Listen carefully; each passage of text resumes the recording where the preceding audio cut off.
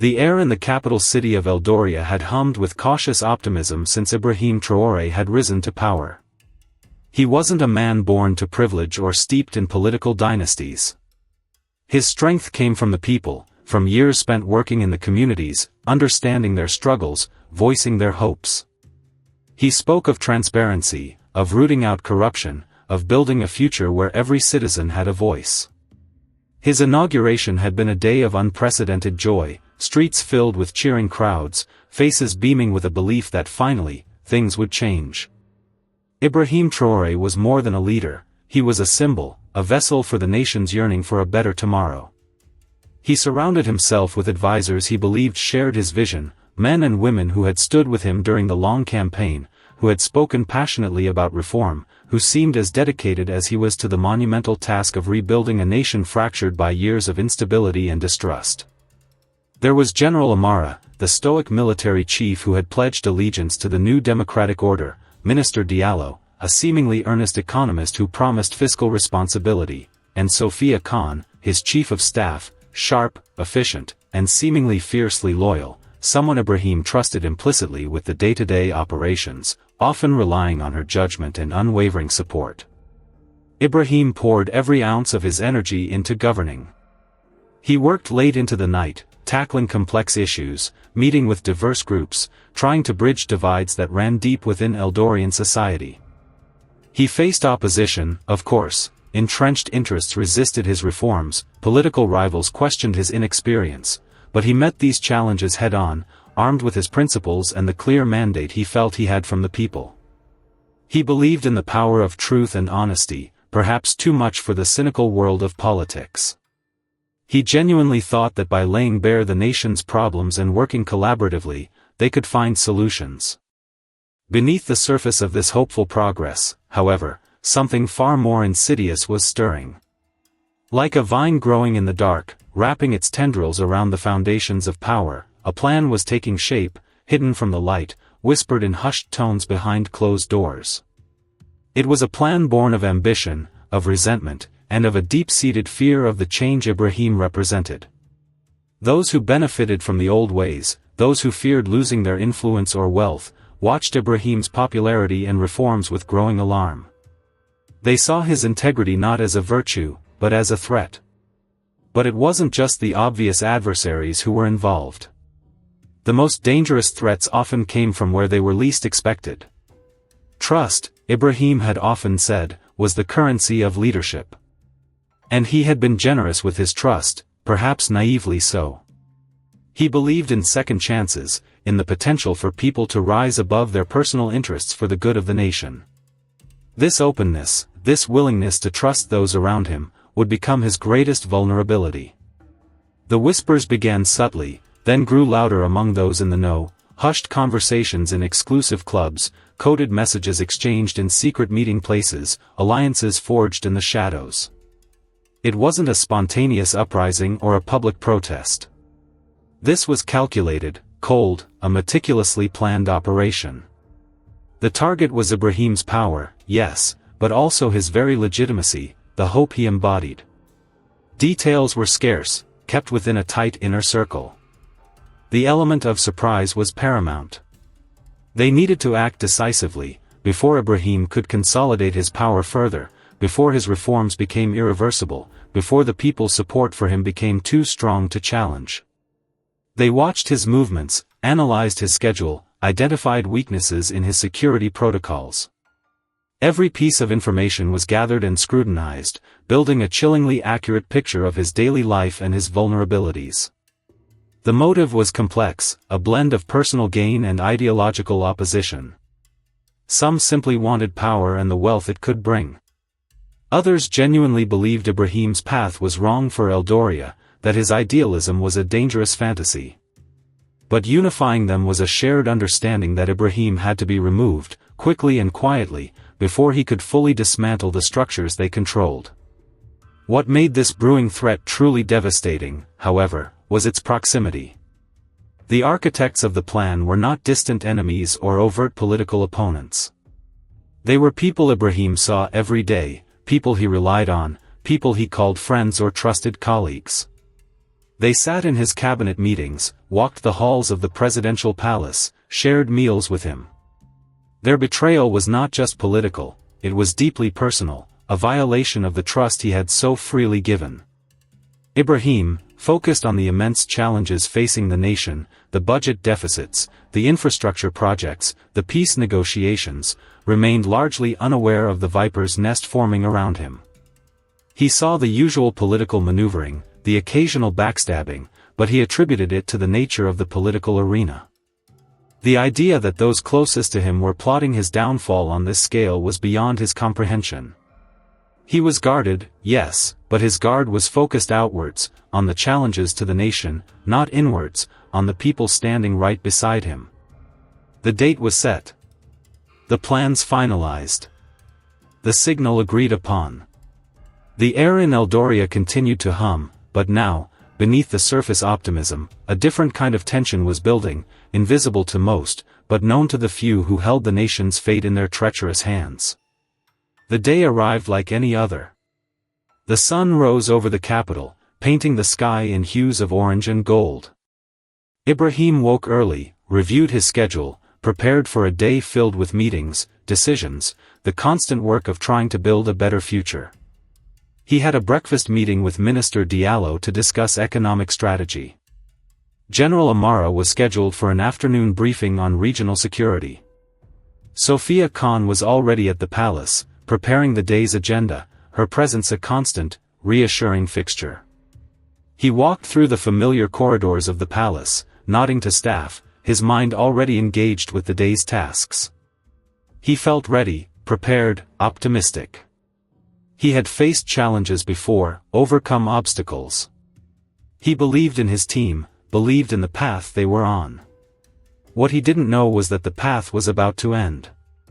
Abruptly. Violently.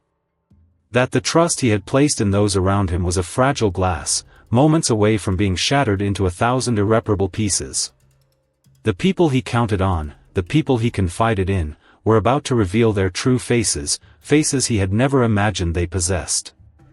The moment of truth was approaching, cloaked in secrecy, driven by betrayal.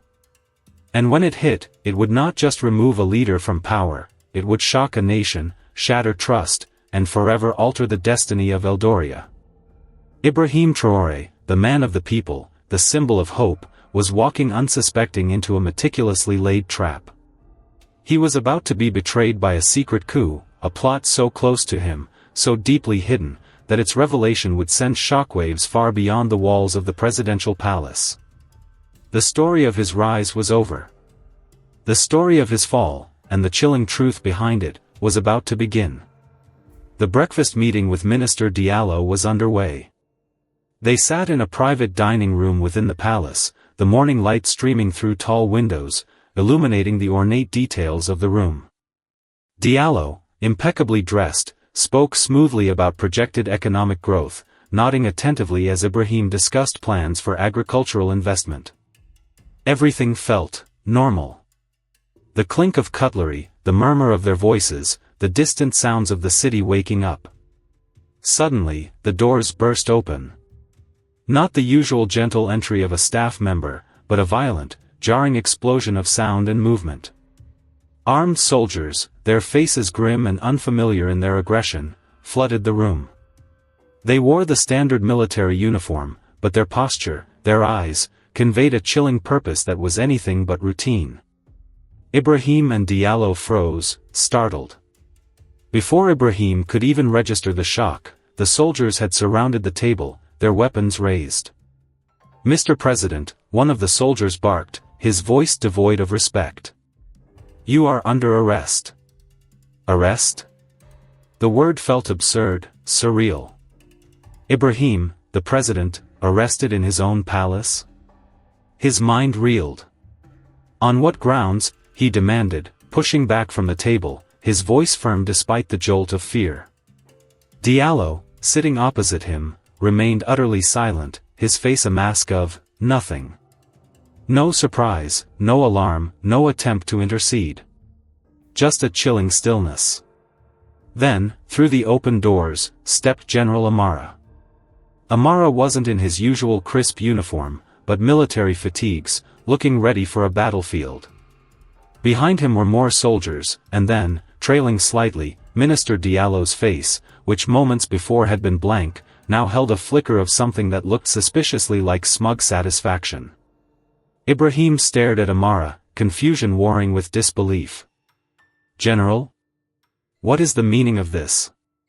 Amara's expression was cold, hard. "It means, Mr. President, that your time is over." His voice was flat, devoid of any warmth or past camaraderie. "A provisional government has been established. Effective immediately, you are no longer the president of Eldoria." Provisional government? Ibrahim felt a cold knot forming in his stomach. This wasn't an arrest, it was a coup. And Amara, his chief of staff, was leading it. But the deepest cut was yet to come. As the soldiers moved towards him, roughly grabbing his arms, another figure emerged from behind Amara. Sophia Khan. Ibrahim's eyes locked onto hers. Sophia. His chief of staff. The woman he had trusted with everything, the architect of his daily life, his most reliable confidant. She stood there, not in distress or shock, but with a calm, chillingly detached expression. There was no apology in her eyes, no hint of regret. Only a cold, professional resolve that spoke volumes. Sophia? Ibrahim whispered, the name a question, a plea for understanding, a desperate search for the woman he thought he knew. She didn't flinch. "It was necessary, Ibrahim," she said, her voice steady, clinical. "Your idealism was impractical. Dangerous for the stability of the nation." "Necessary?" Ibrahim's voice rose, laced with pain and disbelief. "You? All of you? You betrayed me? You betrayed the people?" He looked from Sophia to Amara, to Diallo, whose blankness now seemed like a carefully constructed facade. "The people don't understand what's truly needed," Diallo spoke for the first time, his earlier silence replaced by a condescending tone. "Stability requires firm hands. Experience. Not popular sentiment." The full weight of the betrayal crashed down on Ibrahim. It wasn't just a political maneuver, it was a deep, personal stab in the back. These were the people he had worked alongside, shared meals with, trusted with the future of Eldoria. They had smiled to his face, nodded in agreement, and all the while, they were planning to overthrow him. "You swore allegiance." Ibrahim directed at Amara, his voice thick with emotion. "To the Constitution. To the democratic process." Amara shrugged, a small, dismissive gesture that spoke volumes. "Circumstances change, Mr. President. The military has a duty to the nation, to prevent chaos." "Chaos?" Ibrahim scoffed, a bitter sound. "Chaos? You are creating chaos. You are spitting on the will of the people. Everything we worked for was a naive fantasy," Sophia finished for him, stepping closer, her proximity adding to the sting of her words. "We have been working for the real future of Eldoria, Ibrahim. A future where order is maintained, where responsible decisions are made, free from the unpredictable whims of the masses." Her words were like ice, chilling him to the bone. The cold calculation, the absolute lack of remorse, was staggering. They hadn't just disagreed with him, they had fundamentally despised his vision, his methods, his very connection to the people. The soldiers tightened their grip on Ibrahim. He struggled instinctively, the humiliation and rage boiling within him. "You will not get away with this," he roared, looking from one betrayer to the next. "The people will not stand for this." Amara chuckled, a low, unpleasant sound. "The people will understand, eventually. Or they will be made to understand. Resistance is futile, Ibrahim. Your network is neutralized. Your supporters are being rounded up. The palace is secured. The airwaves are controlled. By noon, the nation will be informed of the peaceful transition of power, due to your incompetence and instability. incompetence and instability. The lies were already being manufactured, twisted narratives being prepared to justify their actions. Ibrahim was dragged from the dining room, past the silent, shocked palace staff who stood frozen in the corridors. He saw fear in their eyes, and also, perhaps, a flicker of understanding about the dark forces that had been lurking beneath the surface. He caught a glimpse of Diallo and Sophia standing side by side, their faces set, already looking towards the future they had stolen. He was shoved into a waiting armored vehicle outside the palace. The doors slammed shut, plunging him into a dim, confined space. Through a small, reinforced window, he saw the palace gates being sealed, soldiers taking up positions. The national flag, which had flown proudly, now seemed to droop in the morning light, a silent witness to the day's treachery. As the vehicle sped away, the sounds of the city faded, replaced by the roar of the engine and the rattling of the metal cage around him.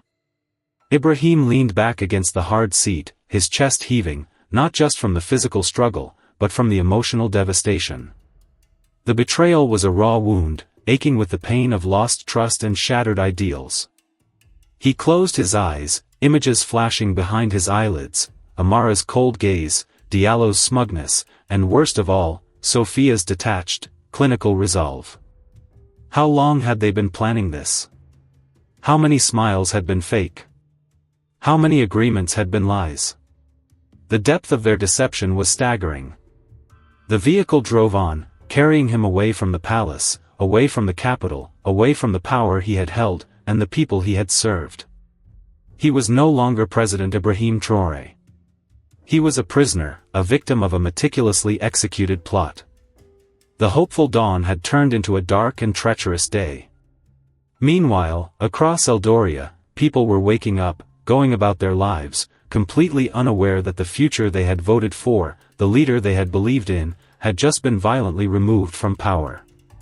State radio stations that usually played uplifting music were broadcasting stern military marches. Television channels were suddenly off the air or showing static. The first whispers of something being wrong were just beginning, the first tendrils of confusion and fear starting to spread through the populace. The secret coup was no longer a secret held by a few, the chilling reality of it was about to be revealed to a stunned and unsuspecting nation. The betrayal of Ibrahim Traoré was complete, and Eldoria braced itself for the uncertain dawn that would follow. The armored vehicle rumbled on, a metal box cutting through the morning air. Inside, Ibrahim was trapped not only by the physical confines but by the suffocating weight of the betrayal. The shock was beginning to recede, replaced by a burning, churning mix of emotions, searing pain from the shattered trust, furious anger at the deception, and a deep, aching sorrow for the dreams that had been so brutally extinguished. He leaned his head back against the rough metal, his eyes closed, trying to process the impossible reality of what had just happened. Amara. Sophia. Diallo. The names echoed in his mind like hammer blows. These were the people he had relied on, confided in, celebrated small victories with. They had sat at his table, looked him in the eye, and plotted his downfall. Sophia. The betrayal by his chief of staff felt the most profound, the most cutting. She had been indispensable, efficient, always one step ahead, anticipating his needs, managing the complexities of the palace and his schedule. He had seen her not just as a colleague, but almost as a younger sister, someone dedicated to the same cause. How many times had she sat in his office, discussing policy, planning events, all the while harboring this dark secret? Every shared confidence, every moment of teamwork, was now tainted by the knowledge of her duplicity. Her cold, clinical explanation, "Your idealism was impractical," replayed in his mind, a chilling testament to a pragmatism so ruthless it bordered on cruelty. She hadn't just participated in the coup, she had endorsed it with an almost ideological fervor. And Amara. The general's betrayal was a more direct violation of institutional trust, the military turning on the civilian leadership it was sworn to protect. But Ibrahim had believed Amara was different, a professional committed to stability within a democratic framework. Had it all been an act? Had the pledges of loyalty been hollow from the start? Or had he been turned, perhaps swayed by the conspirators' arguments or offered irresistible incentives? The shrug, the dismissive tone, it was the face of naked power seizing control, devoid of any respect for the constitutional order. Diallo's involvement felt less surprising, perhaps. Ibrahim had always sensed a certain slipperiness in the Minister of Finance, a focus on numbers and pragmatism that sometimes seemed detached from the human cost of policies. But to actively participate in a violent overthrow? That level of ambition, masked by a veneer of quiet competence, was terrifying. His smug satisfaction in the dining room was a grim punctuation mark on his true character. How could he have been so blind? Had there been signs he missed? Subtle glances? Unexplained delays? Meetings that seemed to go nowhere? He racked his brain, searching for clues in the past months, tiny inconsistencies that might have pointed to the brewing storm. But they had been so careful, so skilled at deception. Their proximity was their greatest weapon. They had built a wall of smiles and false assurances right under his nose. Through the reinforced window, Ibrahim caught glimpses of the city. Streets that should have been bustling with morning activity seemed unusually quiet. He saw military patrols at intersections, their presence heavy and unmistakable. Tanks positioned near key buildings. Checkpoints being hastily erected.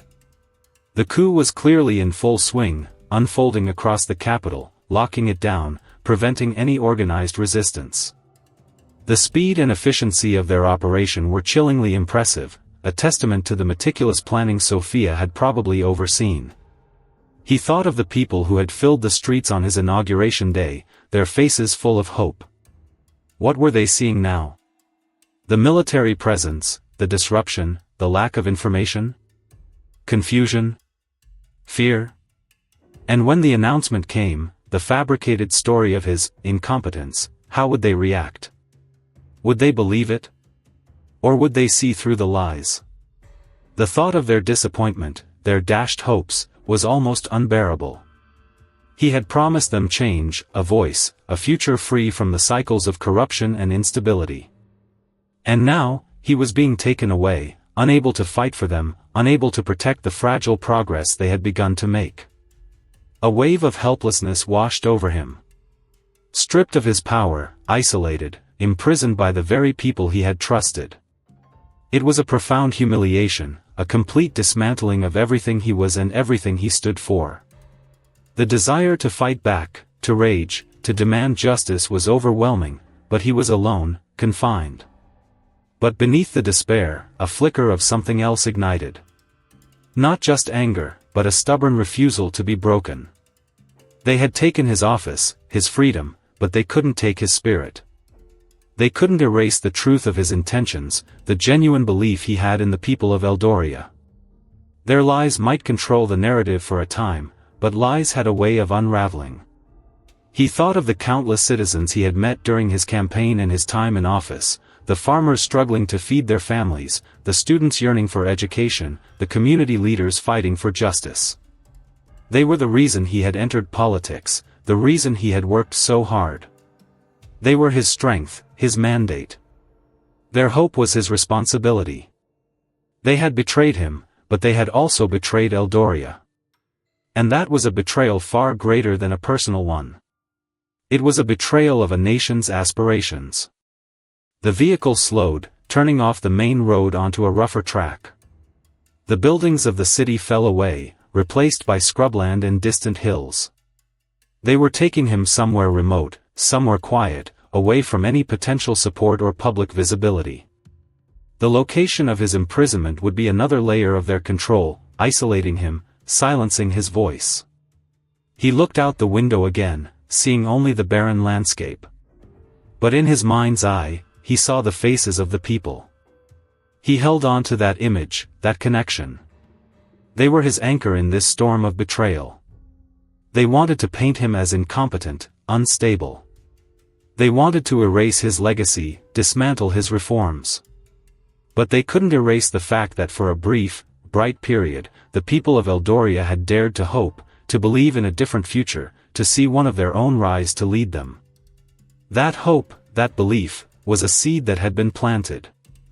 And even in the darkest soil, seeds could sometimes find a way to grow. He didn't know where they were taking him, or what fate awaited him. His immediate future was uncertain, bleak. But in the face of this profound betrayal by those closest to him, Ibrahim Traoré found a quiet resolve hardening within him. They had taken his power, but they would not take his hope, and they would not silence the truth forever. The story of this secret coup, and the betrayal that fueled it, was just beginning to unfold, and somehow, against all odds, Ibrahim knew he had to find a way to ensure the true story would eventually be told. The vehicle jolted to a stop, the engine cutting out abruptly, leaving a sudden, heavy silence in its wake. Ibrahim was roughly pulled from the back of the armored car, blinking in the bright sunlight. He found himself standing in a desolate, windswept compound surrounded by high concrete walls topped with barbed wire. Armed guards stood watch on the perimeter, their faces impassive. Before him stood a low, squat building that looked more like a bunker than a detention facility. The air was dry and carried the scent of dust and distant, sparse vegetation. This was clearly a place designed for isolation. He was escorted inside the building, down a narrow corridor that smelled of damp concrete and stale air. The doors lining the corridor were thick and heavy, with small, barred windows. He was led to one of these doors, which was unlocked and pushed open with a scrape of metal on concrete. In here, a guard grunted, shoving him forward. The cell was small and bare. A thin mattress on a concrete slab, a bucket in the corner, and nothing else. A single, high window offered a sliver of gray sky. The door slammed shut behind him, the sound echoing in the small space, followed by the heavy clank of a bolt being thrown. Ibrahim was alone. The initial surge of anger and adrenaline began to subside, leaving him feeling physically and emotionally drained. He sank onto the edge of the mattress, the rough fabric scratching his skin. He was president one moment, a prisoner the next. The speed and totality of his fall were dizzying. Days blurred into a monotonous routine. Meals were brought at irregular intervals, bland, unappetizing food shoved through a slot in the door. There was no interaction with the guards beyond these silent exchanges. No books, no news, no contact with the outside world. Just the silence, the four walls, and his own churning thoughts. He spent hours pacing the tiny cell, a restless energy consuming him. He replayed the moments of the coup over and over in his mind, searching for answers, for understanding. How could people he had trusted so completely turn on him with such ruthlessness? What was the depth of their conspiracy? How far did it extend? The absence of information was a form of torture. What was happening in Eldoria? Had the people accepted the fabricated narrative of his incompetence? Were his supporters safe? Were the reforms he had initiated being dismantled? The uncertainty was a constant, gnawing ache. He thought endlessly about Sophia. Her calm, logical betrayal was a scar that wouldn't heal.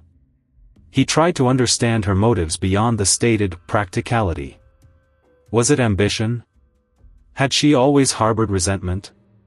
Had she been approached by the conspirators and offered a position of power in the new regime? The thought of her sitting in his office, making decisions, wielding the authority she had helped steal, was a bitter pill to swallow. And Amara.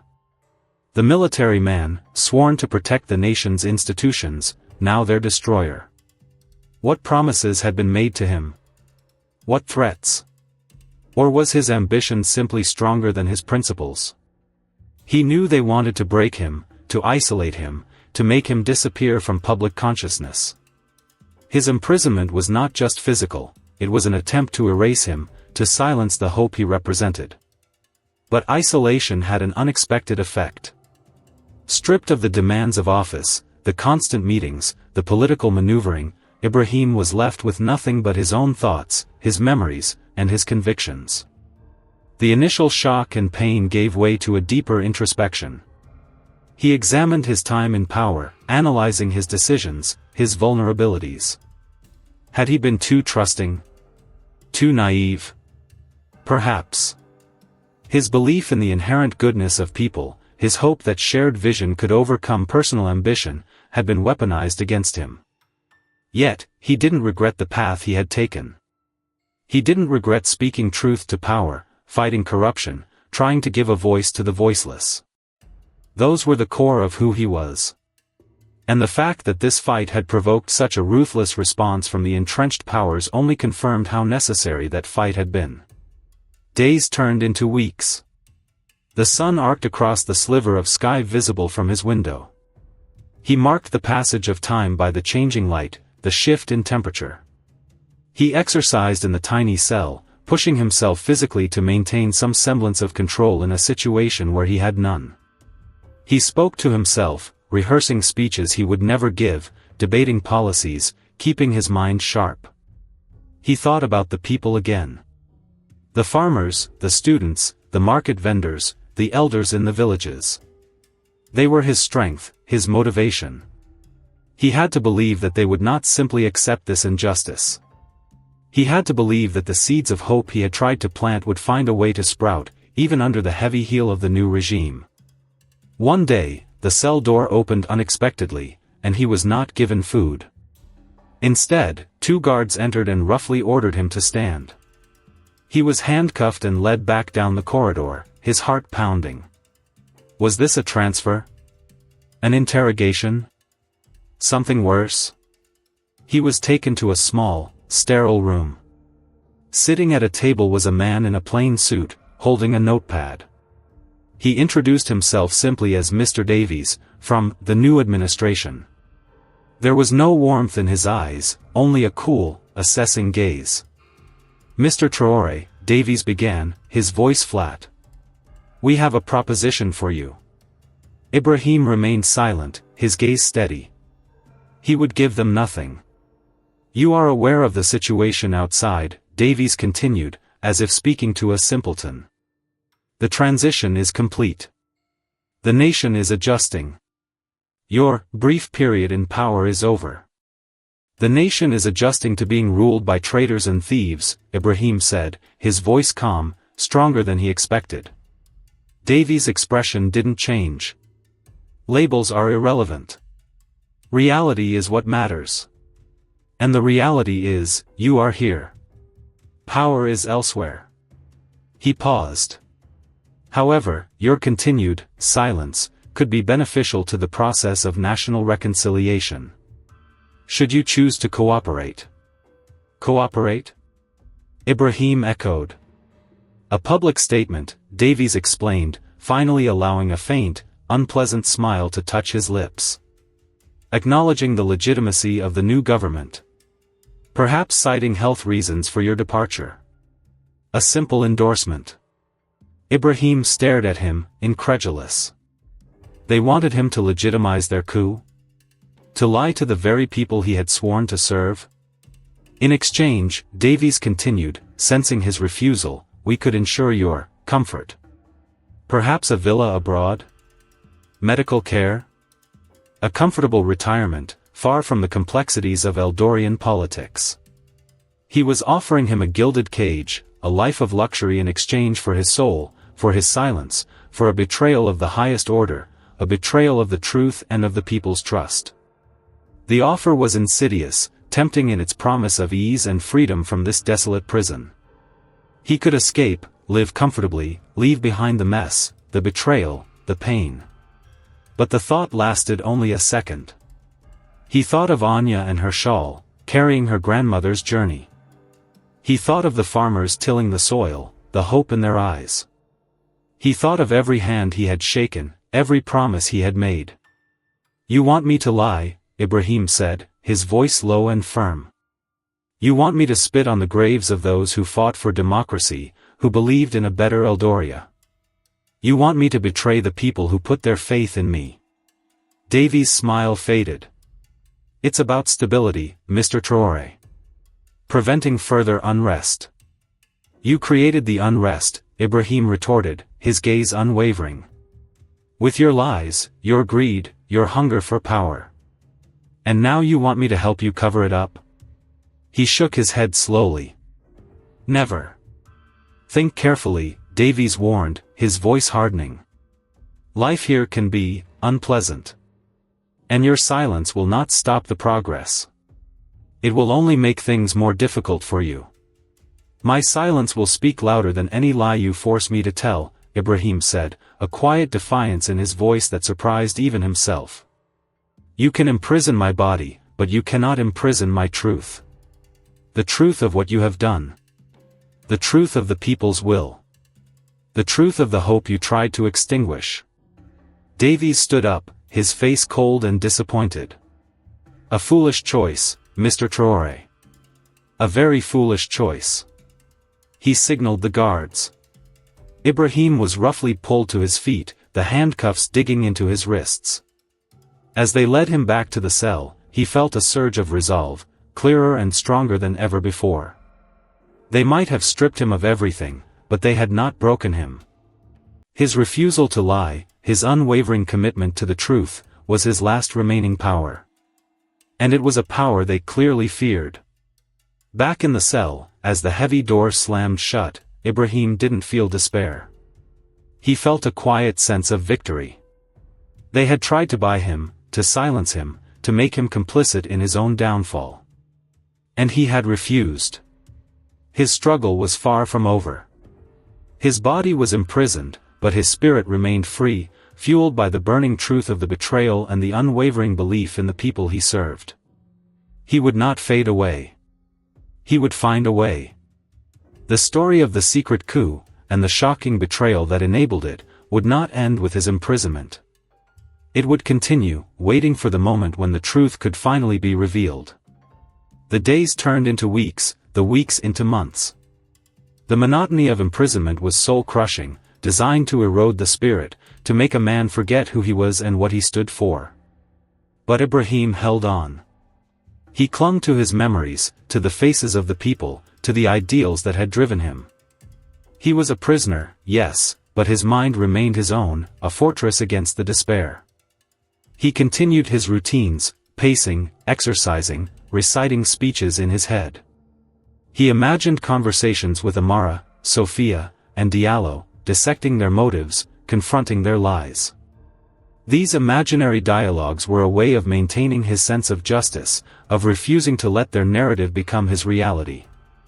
He tried to glean any information he could. The subtle sounds from outside, the change in the guard's shifts, the occasional distant vehicle. Any hint of the world beyond his walls was precious. He listened intently whenever his door was opened for food delivery, hoping to catch a fragment of conversation, a word that might tell him something about the state of Eldoria. Slowly, painstakingly, small pieces of information began to filter through, not through deliberate leaks, but through the inevitable imperfections of any tightly controlled environment. A guard, less stony-faced than others, might hum a tune that was popular on the radio.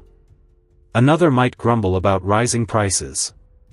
Small things, seemingly insignificant, but in Ibrahim's isolation, they were vital signs of life, of change, of the world continuing outside his concrete box.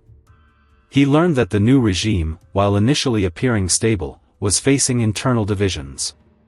The alliance between the military and the civilian figures like Diallo and Sophia was proving fragile, based more on shared ambition than on a unified vision for Eldoria.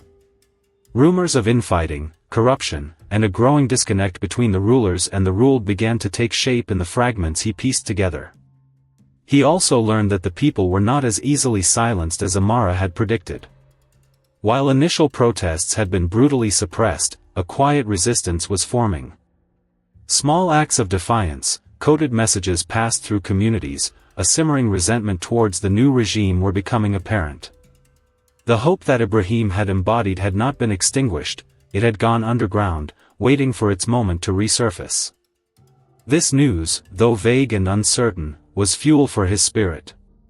It confirmed his belief that the truth, though suppressed, was still alive. It validated his refusal to cooperate, his decision to hold on to his integrity. His silence inside these walls was, in its own way, a form of resistance.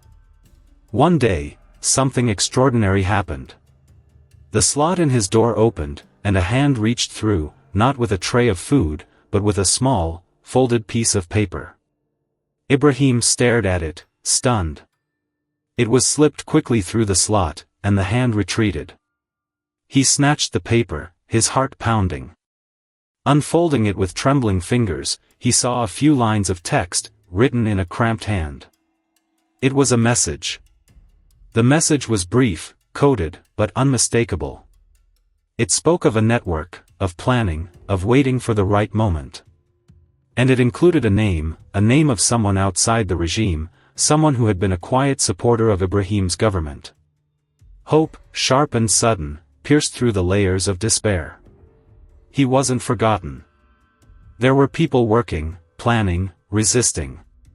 The message was a lifeline, a connection to the outside world, proof that the fight for Eldoria's future was still ongoing. Over the following weeks, more messages arrived, smuggled in with remarkable ingenuity. Sometimes hidden in the spine of a smuggled book, sometimes in a false bottom of a food tray, sometimes passed during a brief, coordinated distraction. They were risky acts of incredible bravery by those on the outside and, perhaps, by sympathetic individuals within the prison itself. From these messages, Ibrahim began to piece together the full extent of the betrayal, the intricate details of how the coup was planned and executed.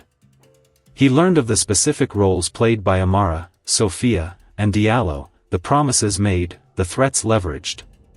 He learned about the manipulation of intelligence, the silencing of loyal officials, the swift and brutal crackdown on dissent. He also learned about the growing discontent among the populace, the economic hardships caused by the new regime's policies, the increasing authoritarianism. The initial narrative of stability was wearing thin, revealing the true face of a government built on deceit and self-interest. The messages included questions for him, seeking his input, his guidance, his validation. He was still their leader, even from within these walls. Using equally ingenious methods, he began to send messages back, offering advice, encouragement, and insights based on his understanding of the regime and the key players. His imprisonment had become a strategic point of communication, a hidden command center for the resistance. The irony was profound. The very isolation intended to silence him had, in a twisted turn of fate, become the place from which he could influence the future of Eldoria. The focus of the messages shifted from gathering information to planning action. The time was approaching. The regime was becoming increasingly unstable, its leaders consumed by internal power struggles and external pressure from a restive population. A window of opportunity was opening. The plan was audacious, risky, and depended on precise timing and coordination. It involved leveraging the internal divisions within the military and the government, mobilizing the quiet resistance network, and seizing a moment of vulnerability. And central to the plan was the revelation of the truth. The full, unvarnished truth of the secret coup, the betrayal, and the lies the regime had told the people.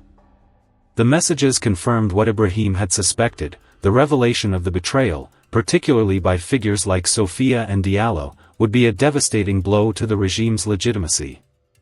It would confirm the people's suspicions, validate their distrust, and potentially galvanize widespread support for the resistance. His time in prison had changed Ibrahim. He was thinner, the lines on his face deeper, but his eyes held a hardened resolve, a clarity forged in isolation and betrayal. He was no longer the idealistic leader who had perhaps trusted too easily.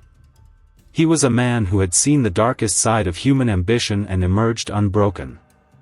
The final messages arrived, confirming the date and the plan. A sense of nervous anticipation filled the desolate prison compound. The air felt different, charged with an unspoken energy. On the appointed day, the usual silence of the prison was shattered by distant sounds, sirens, shouts, perhaps even gunfire. The guards outside his cell seemed agitated, glancing nervously at each other. Ibrahim stood by his door, his heart pounding, a mix of fear and exhilaration coursing through him. The moment had arrived. The truth was about to be revealed. The story of the secret coup, of the shocking betrayal, was not ending in his prison cell. It was reaching its climax, a moment of reckoning that would determine the fate of Eldoria. He didn't know exactly what was happening outside, or if the plan would succeed. But he knew that the fight was on. The truth he had clung to in the darkness was about to be brought into the light. And that, in itself, was a victory. The sound of heavy footsteps approached his cell door. The bolt scraped open. This was it. The culmination of the betrayal, the imprisonment, the quiet resistance. Ibrahim Traoré, the man who was betrayed by a secret coup, was about to face whatever the unfolding events would bring. His story, and Eldoria's, hung precariously in the balance. The story of Ibrahim Traoré's betrayal and resilience is a powerful one, reminding us that even in the face of overwhelming odds and deep deception, the truth and the human spirit can endure. If you're moved by stories of courage, resistance, and the fight for justice, you'll find more compelling narratives on our channel. Don't forget to subscribe and hit the notification bell so you don't miss our next video. Your support helps us continue to share these important stories.